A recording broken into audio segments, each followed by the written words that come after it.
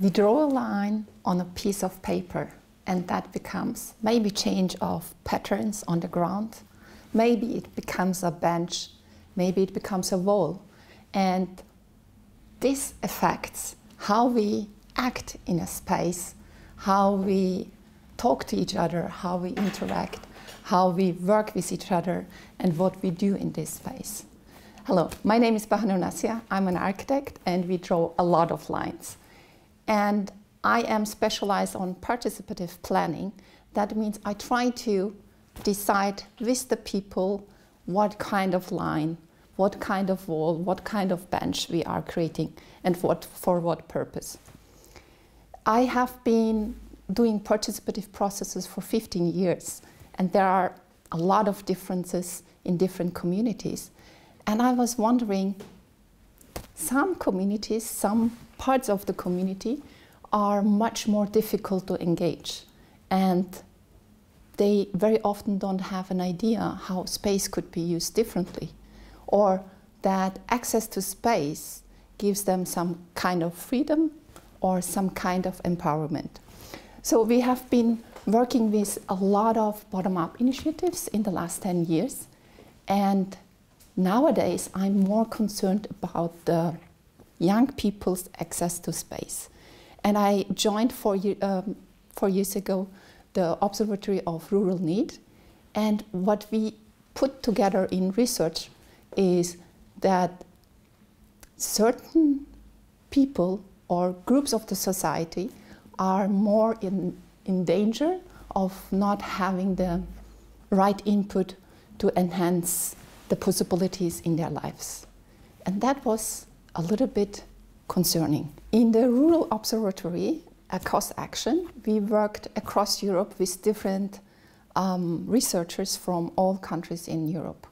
And there are differences in countries, but there is a specific pattern who is more in danger to become a need. Need means not in employment, not in education, not in training. So people who have less possibilities to have a free life with their own income, with their own space, and so on. So the main groups who are in danger are people who have migration background. So the first generation who comes to a new country is already in danger because they don't have the same opportunities, or they don't have the same knowledge about the country and the local conditions, but also their offsprings. So youth in second generation, and even when they become adults, they have less opportunities in our societies in Europe. The second group is people who have any kind of restrictions. That can be a disability, that can be a health condition. So those people are not welcomed in our society. They have less opportunities. And there is a group which is not so obvious and not so researched, and that's the reason why we have this observatory. People in a city have different opportunities, and people in areas which are rather rural, that can be the fringe, that can be the surrounding of a city, that can be a small village in a mountainous region, they also have less opportunities. And we got thinking, why is that? So we have been developing and looking at best practices in terms of public employment services, in terms of education, and we as planners have also a big portion in this unjust situation. The reason is we plan all our settlements in a way that certain groups do not have the same access, the same opportunities. And because everything is financed in a way that place costs a lot, or the decision-making process in place, like public space, is so difficult that people don't feel like they can have access, make a decision, participate, bring change. So in spatial justice, we are looking into this spatial distribution of opportunities, access to place, access to do something, affordable places or free places where I can think, engage, and exchange. And to make this spatial injustice more visible, I would like you to join me on a ride, mental ride.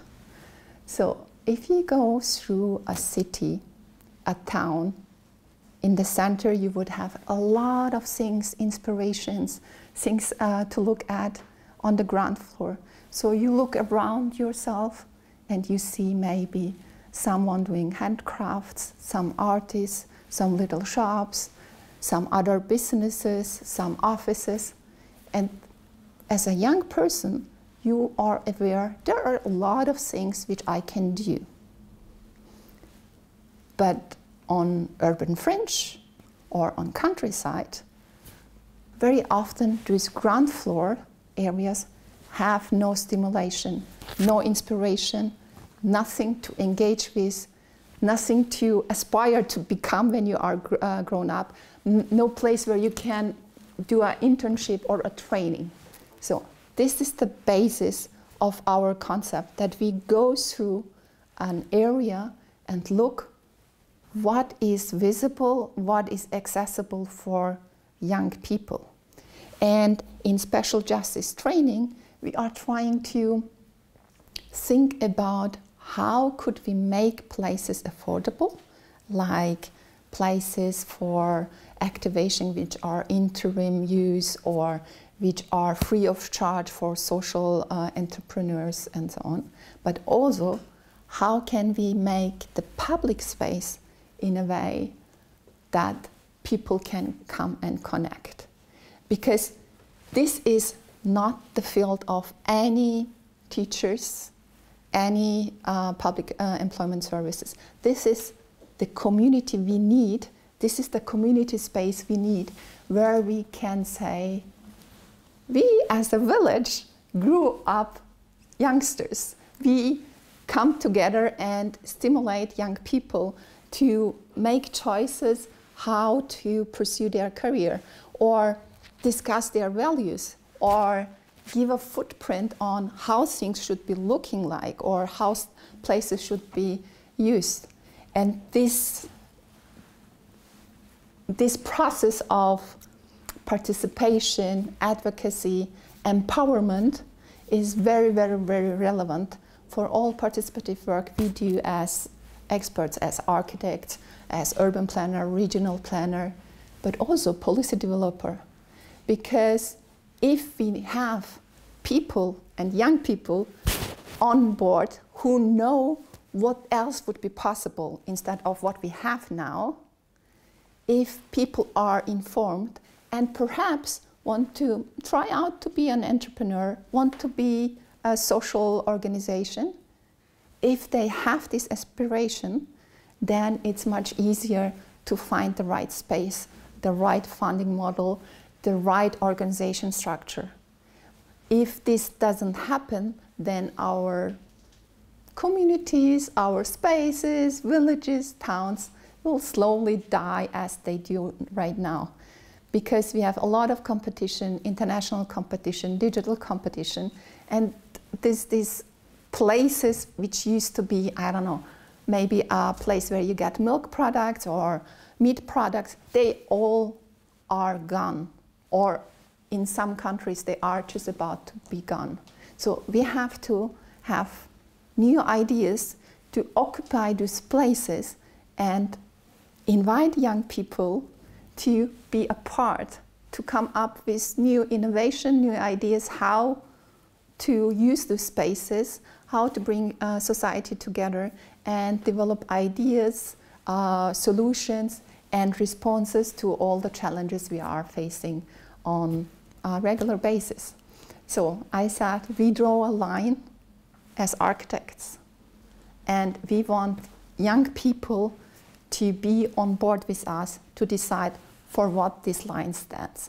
And therefore, we want you to be a part of the spatial justice movement. Thank you.